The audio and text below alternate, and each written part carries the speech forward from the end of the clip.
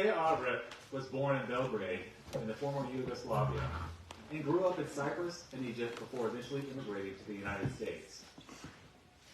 Her debut novel, The Tiger's Wife, won the 2011 Orange Prize for Fiction and was a 2011 National Book Award finalist and an international bestseller. Her work has been anthologized in the Best American Short Stories and the Best American Non-Required Reading, and it has appeared in the New Yorker, Harper's, The Atlantic, Vogue, Esquire, and Zoetrope All Story, among many others. She was the recipient of the Rona Jaffe Fellowship from the Dorothy and Louis B. Coleman Center for Scholars and Writers at the New York Public Library, and a 2016 fellowship from the National Endowment for the Arts. She was a National Book Foundation 535 honoree and was named by the New Yorker as one of the 20 best American fiction writers under 40. Yeah, the good part is being under 40. From 2020 to 2022, she served as the endowed chair for creative writing at Texas State University in San Marcos. She currently lives in Wyoming. In the New York Times, Michiko Kakutani described Obreht's debut as a, quote, hugely ambitious, audaciously written work that provides an indelible picture of life in an unnamed Balkan country still reeling from the fallout of civil war. At the same time, it explores the very essence of storytelling and the role it plays in people's lives. You often hear about novels that, quote, explore the essence of storytelling, a tautology that, though inherently true, can be reductive. It's like saying that water explores the essence of wetness. But The Tiger's Wife is the rare exception that explores the essence of storytelling with both precision and nuance, which is all the more remarkable given Obreht published the book at the age of 25. Obreht's second novel, Inland, is, as the kids say, thirsty AF. But that's because it's a Western that takes place in the Arizona Territory in the 1800s during a severe drought, and our protagonist spends the entire book trying to get a drink of water. It's an amazing book, and my personal favorite of Obreht's, given my predilection for Westerns, a genre it arguably reinvents. But Inland doesn't subvert so much as it luxuriates. It's a Western that loves Westerns. I put it on par with Charles Portis's True Grit and Larry McMurtry's Lonesome Dove. Oh my God.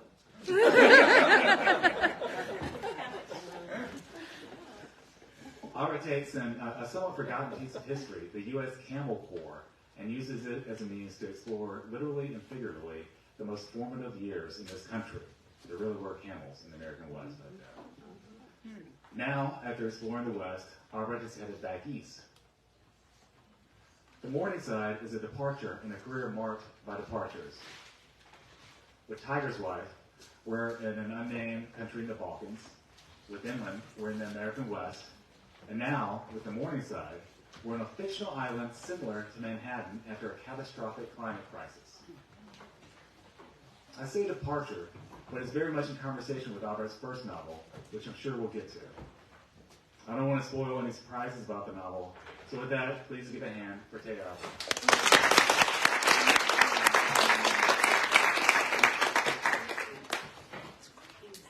Téa, this novel has a unique origin story that has to do with the pandemic and the New York Times. What is the Decameron Project? First of all, before I answer the question, thank you for that beautiful introduction. Thank you very much. I'm very flattered and was rendered briefly speechless. So thank you. Thank you for being here. Thank you all for being here. The Decameron Project was a sort of a storytelling initiative set up by the New York Times Magazine kind of around the start of the pandemic. The idea was to take inspiration from the original Decameron, which was a compendium of a compendium of stories supposedly told by a group of rich friends who had taken to the countryside in Renaissance Italy to escape that plague. And so the idea was that we should write a compendium of stories capturing the mood of the moment that first year of the pandemic. So that was the project. And I had these ideas about a potential novel centering a building and a woman with 3 dogs, and sort of a half-submerged city, not unlike Manhattan. And I thought, well, but this is, because this is a pandemic piece, and that those ideas feel sort of dystopian, maybe this is the opportunity to sort of put them on the page and see what emerges. And I wrote a short story. The limit was 1,500 words. And the backbone of this novel emerged as a result of it. How did that story evolve into the novel? What was the process like? I often like to start with a short story to see if the form will hold all the contents, and then if it doesn't, the starting point for me to head towards a novel is the questions that the story asked. So when I first wrote it, the image that kind of came to mind was a mother and daughter walking hand in hand through a darkened city, with kind of the tide in the street around them. And they were walking towards this tall building with only, some of the windows lit. And I thought, oh my gosh, the questions that emerged, who are the mother and daughter? How did they get there? What are they doing there? What is their emotional and psychological circumstance? What's the building? Who lives there? Who doesn't? What's this tide in the street? And I thought about it a lot. I wrote the short story, thought about it a great deal. And then it kind of came to me, all the events that ended up in the novel came to me kind of in order. And I wrote a messy first draft that first year of the pandemic. And that sort of set me on my way. And then I wrote the second draft while I was pregnant with my first daughter. And the third and final draft, sort of the version that ended up being the book, right after she was born. So there's a lot of contentious emotional situations that underpinned all 3 versions of the book, and that's how I kind of ended up with it. It has a sort of improvisatory feel in the best way. Where I know you said first draft was written quickly, so was that on purpose? You wanted to get it out there and then work after that draft? I did, and it seemed the natural way to do this one. My previous one, Inland, about which you said my favorite thing that has ever been said about that book, which is that it's a Western in love with Westerns, and I love that so much. But because it was based on historical details, there was a great deal of planning that went into it, and especially a great deal of planning that went into event and structure for that book, because there were certain notes that I really wanted to hit, and I needed to kind of arrange how we were going to get to all those spots. And with this one, because fairy tales and folk tales are so much a part of it, it was clear that a kind of, not meandering necessarily, but sort of an unpredictable path through the narrative was the way to go. And writing it so quickly was very conducive to that. In your acknowledgments, I'm quoting here, you said it was written in the hazy half-dream of pregnancy and early motherhood. How did that writing process, the pregnancy and early motherhood, affect not only the writing of the book, but the core relationship, which is between a mother and a daughter? Great question. So, 2 answers. It required me to change basically the way I wrote. I've been lucky enough to write mostly full-time in addition to teaching since The Tiger's Wife was published, and I've been a nocturnal writer and a very sort of dedicated and yet disorganized writer. No worries.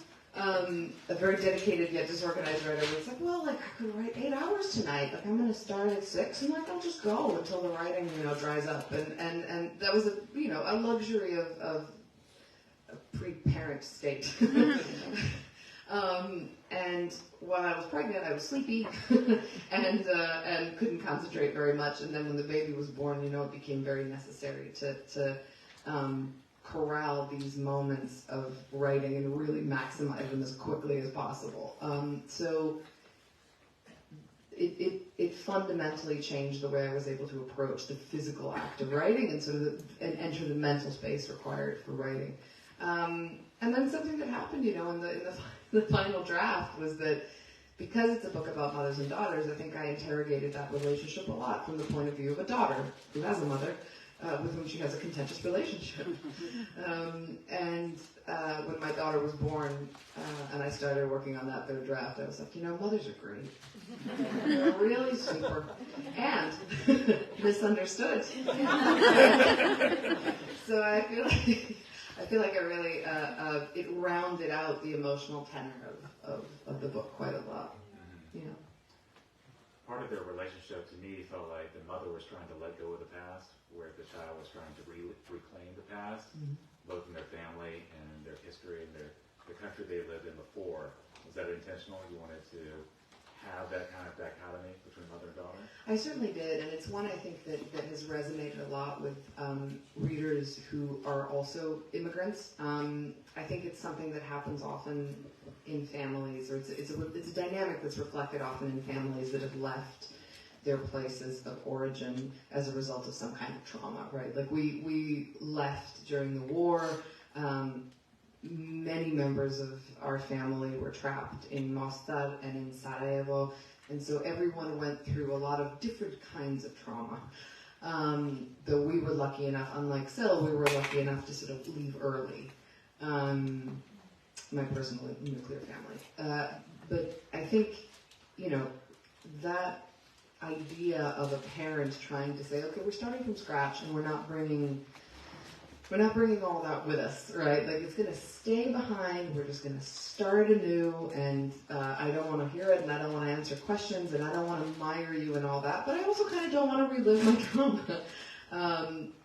And then the child who sort of feels like they're maybe even owed, but certainly,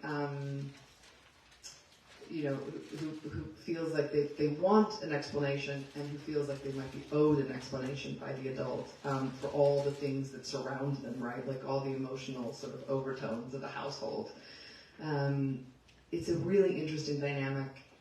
It's a complicated one, and I think it complicates the already fraught relationship between parents and kids.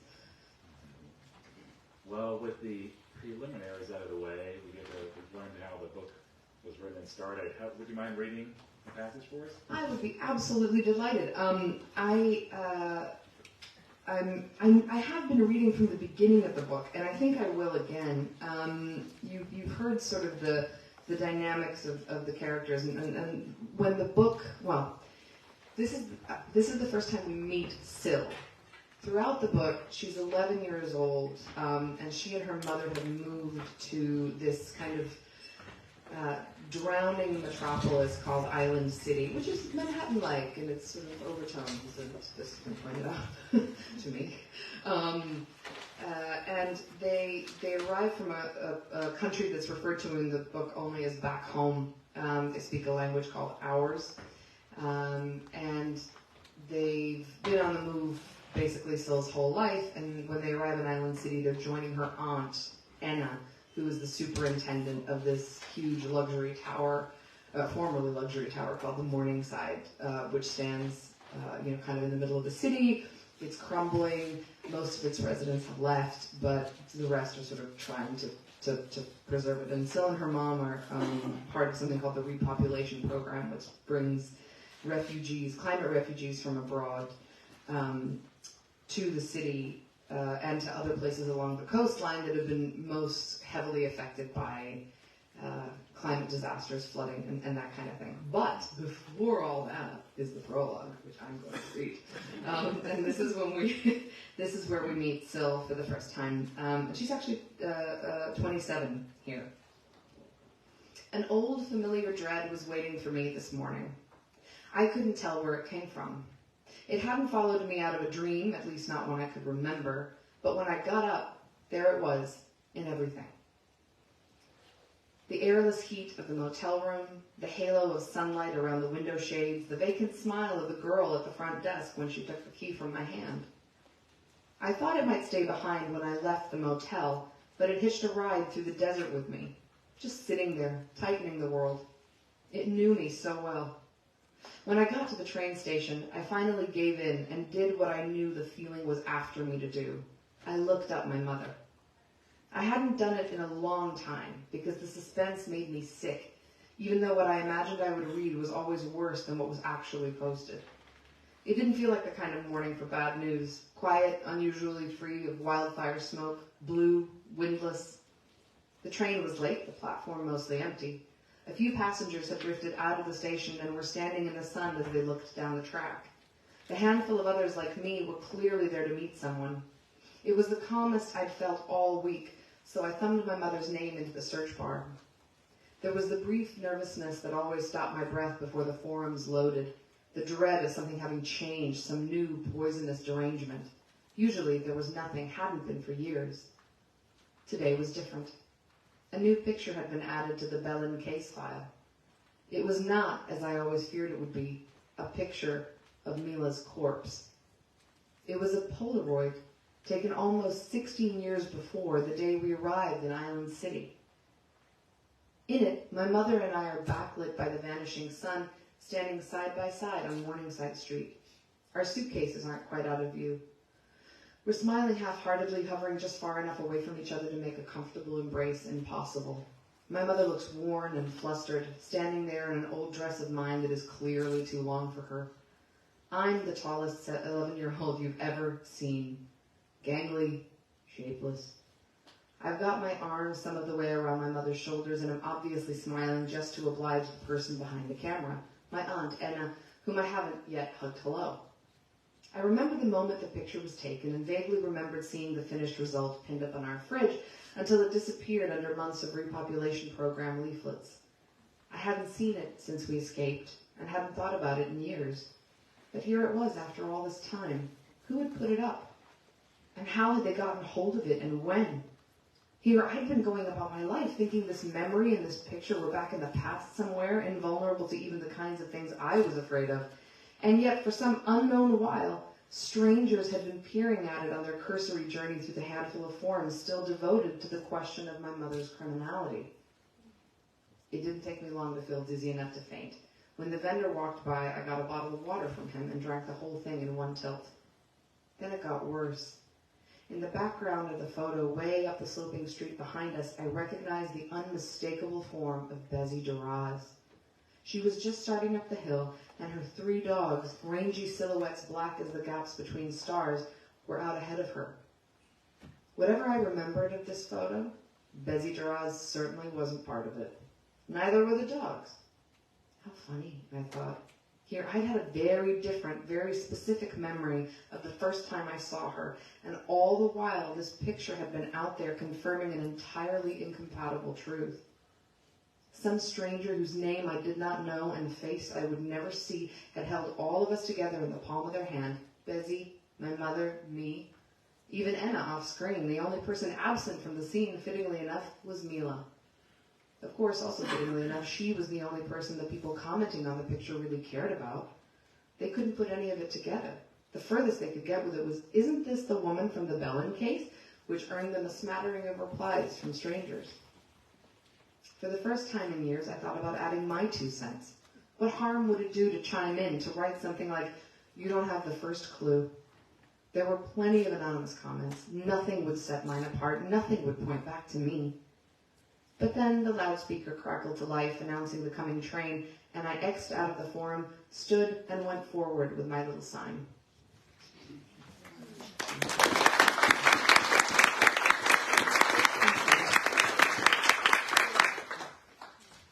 This novel has been described as climate fiction, which, for those of you who might not be aware of it, is a somewhat recent subgenre, I would argue, of dystopian fiction.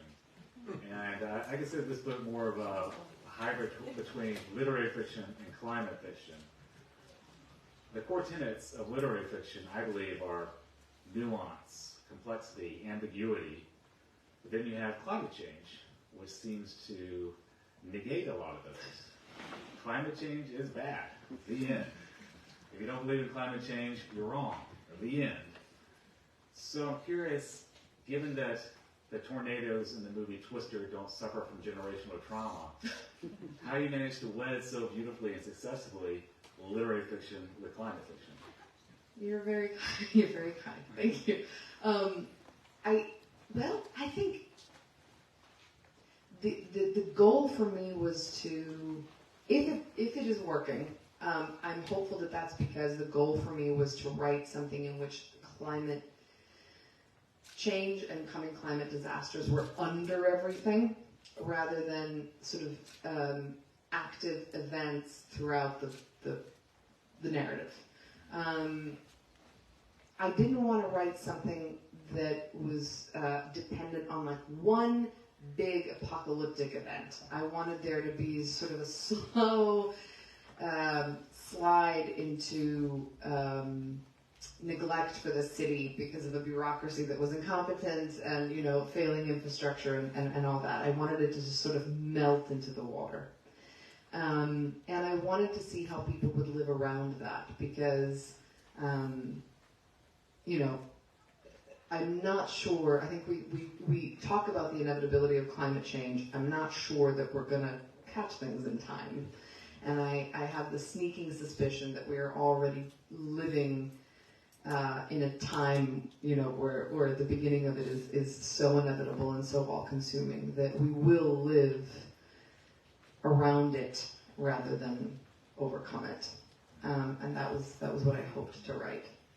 Were there any books or novels that you feel were an influence, climate fiction novels on this one? So I try really hard when I see what I'm doing that I'm heading in a particular direction.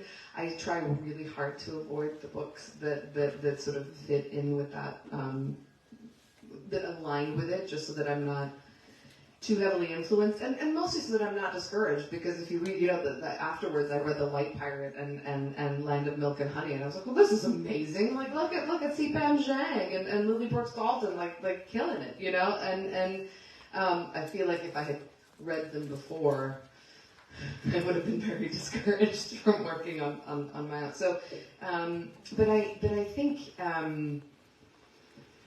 you know, books that deal in weather were different, right? Jesmyn Ward's Salvage the Bones, for example, in which a major weather event is the central sort of through line of the narrative. That was inspiring to me. Well, to pivot on influences, one book that really came to my mind a lot with this one was Shirley Jackson's We've Always Lived in the Castle, Amazing. which is a book about a young girl living in a large residency with a lot of kooky characters, and specifically both Meerkat, the protagonist of that book, and Silvia, the protagonist of this one, they practice what's known as sympathetic magic, where they imbue objects with talismanic powers. And so I'm curious if that book was an influence on this one, and if not, what other books were an influence on the setting, the protagonist, the non-climate elements of the novel?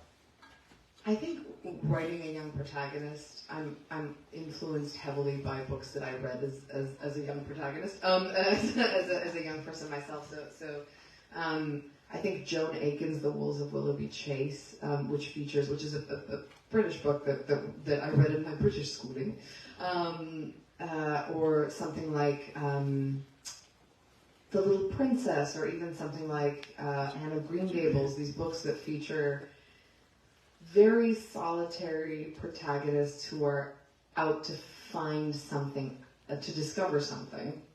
I think that those kinds of works really created the framework of influence for this. I actually did not catch that connection between We've Always Lived in the Castle and this book. That's very well pointed out.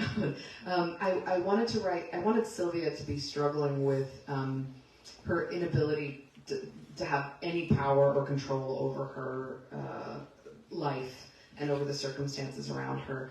And one of the ways that she attempts to cope is by creating these kinds of rituals around talismans. She's trying to protect her mother and her mother is simultaneously trying to protect her, and the two of them don't communicate about the mechanisms of this protection at all. So they're completely foreign to one another. And the question that kept coming up for me as I wrote the book was, well, does Sil practice sympathetic magic, or is she unwittingly someone who suffers from serious OCD? And I think it's a bit of both. And it's certainly something that was familiar to me in that particular stage of life. So. All right. And there was a big stylistic choice in the book where you decided to use fictional names for what could be argued to be real places. So Island City, one could argue, is based on Manhattan. Battle Hill is the neighborhood there, which you could argue is based on Morningside Heights, where we both lived at some point in our lives. What made you decide to use the fictional names rather than the actual names? It's a good question. One I've thought about a lot because I have a tendency to do it in all my work. Even though Inland was set in Arizona, the place where the action is it's made up, this little town. Amargo, all the names of the towns and cities in The Tiger's Wife, which is set in like a fictionalized province of the Balkans, they're all made up too. And I've come up with, like, I think a couple of answers that feel right to me. One is, I really love fiction, and I love the ability to make things up. And I need that freedom, you know?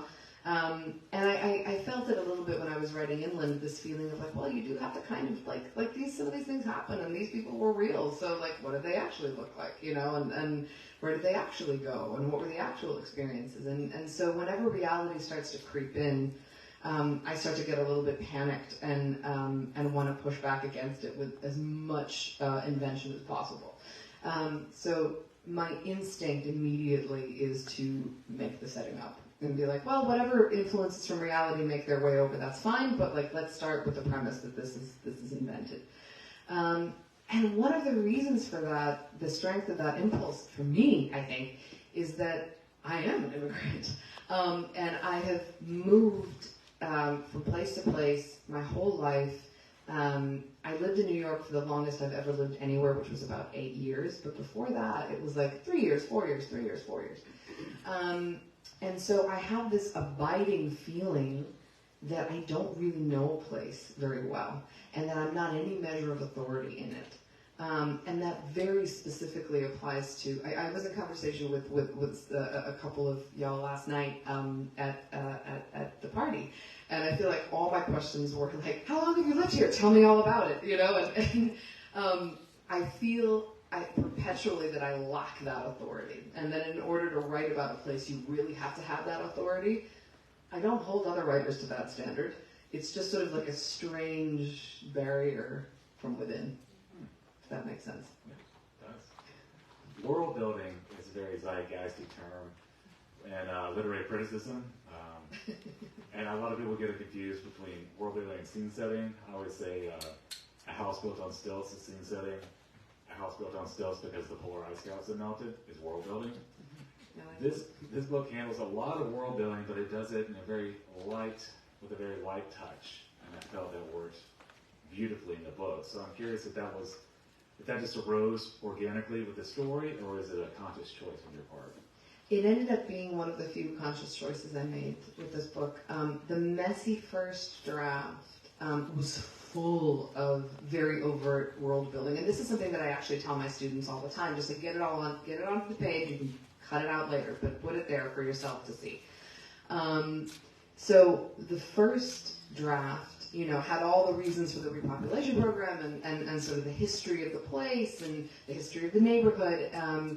And then when I came around to the second draft, I realized actually, I mean, as a reader, I often enjoy that level of world building and like extreme detail, and dystopian fiction actually often has that kind of detail because you're trying to establish the reality of a world that maybe is recognizable, but maybe is completely unrecognizable to us in this one, right? So, but with a protagonist who's 11, who's an immigrant, who has no context of her past and kind of has no way to approach her present, I thought that it would be better these things felt opaque to her. If she, like, it makes complete sense that she doesn't understand the system, right? And the system isn't working anyway. So, she's learning, part of the book's journey is her learning about the systematic failures all around her. And it made sense that to give the reader just enough so that they would be oriented in the world without being sort of overwhelmed by the details of how it's supposed to function when it's already not functioning anyway. So, yeah. The book is primarily about Silvia when she's 11 years old, but she's narrating from, I believe, the age of 27. I think it was Philip Lopez who described the dual lens of narrative, when you have a narrator looking back on them yourselves. And so the question is, how do you balance that relationship? How much time do we spend in the head of the 11-year-old? How much perspective from the 27-year-old do we get looking back at them? How much judgment? How much I'm thinking like, oh, I was such an idiot back then. What was your thought process behind that balancing act? I think it was really important I found it very important to be able to put that older person's cast. When I started writing this book, if there are people in the audience who've read my previous work, you'll know that I love a time loop. I really like flashbacks. You know, it's so important to me to be able to do that. And I heard an interview recently with Hisham Matar in which he said that the present authors the past. And I was like, that is absolutely accurate, right? Like, somebody processing the past in this moment is always rewriting it, is always kind of recasting it as something else. And when I started to write this book, I was determined that I wasn't going to do time loops and I wasn't going to do flashbacks. I was like, okay, I'm going to write this from start to finish, all the way through, and it's just going to be the first thing that happens, and then chronologically we go through, and then at the end, the final thing has happened, and just that, no time loops. And then I got to the end of the book, and the first thing I did was write a prologue. Because it turns out I am myself on the page. But also, I think when I wrote that messy first draft, in which the only lens available was the lens of an 11-year-old, I couldn't help but kind of sneer at her. There needed to be a gap between her and the reader because she's discovering things, and part of her discovery process is making mistakes and misinterpreting certain things. And that gap between the reader and her was in the first draft filled with a kind of sneering voice, and I didn't want to sneer at her. And so it became necessary to introduce that 27-year-old's lens to create a kind of sense of generosity towards that young person, so that even when she's making egregious mistakes or egregious misinterpretations, she is already forgiven by the lens. So I would say that 27-year-old is with her the whole time, but is also honest about the moments that lead her to the decisions she makes. And that was the hope. All right. Yeah. One last question before we open it up to the audience. All your books have what could be described as non-realistic elements, magical elements. And so I'm curious, I wrote down a number of words already reading the novel, and I'm curious what you consider the differences between a fable, a fairy tale, a folktale, an allegory, and a parable. And is this one of those or all of them? Okay. Just if you can think of like one or two of those. I think this is a fairy tale. I have internalized definitions for all of them. I would say a parable and an allegory are instructive, and this is not it. A folktale, I think, is adopted by the folk, right? Like it's sort of a cultural touchstone for many, many, many people. And part of the journey of this, there are folk tales in this book, but I think this book is about Sil really spinning a fairy tale of her childhood. By the end of it, there's a very core few people who are privy to the elements of the story. And as a result, the smallness of that number of people who are really intimate with the story makes it a fairy tale. if that makes sense. I think. The essence of storytelling. Got it all there. Thank you. Is there anybody in the audience who would like to ask a question? Yes. I have one that kind of expands on that. So I was curious where those folk tales came from. So like the three things as the protection, things like that. Like, did that have a basis in folklore that were handed down to you, or I didn't know where the inspiration for those came? Yes, it had. Well, much of it had a sort of internalized basis based on the from the stories that were told to me. I grew up in a very folklorically inclined household. Was raised by a grandmother who loved folk tales and who was also very superstitious and very spiritual. She had been raised pretty devout Muslim, but one of the interesting things about the Balkans that I've learned, through the storytelling processes of the people around me, is that it's a place where pagan beliefs really kind of wrap around Abrahamic religions that exist there now. So it's a kind of interesting folk/faith situation. And it's dark and kind of eerie, and everything around you has the potential to move or curse you or do something, it's very, the world is a treacherous place when you look through that prism. The set of threes is something that I was raised with, just this idea of like, don't go to 4, you go to 4, you gotta go to 6. Like, it's just how it works. Get to 5, you gotta get to 9. No, sorry, oh my God, you get to 7, you gotta get to 9. Oh my God. This is why I write. I'm not do anything mathematical.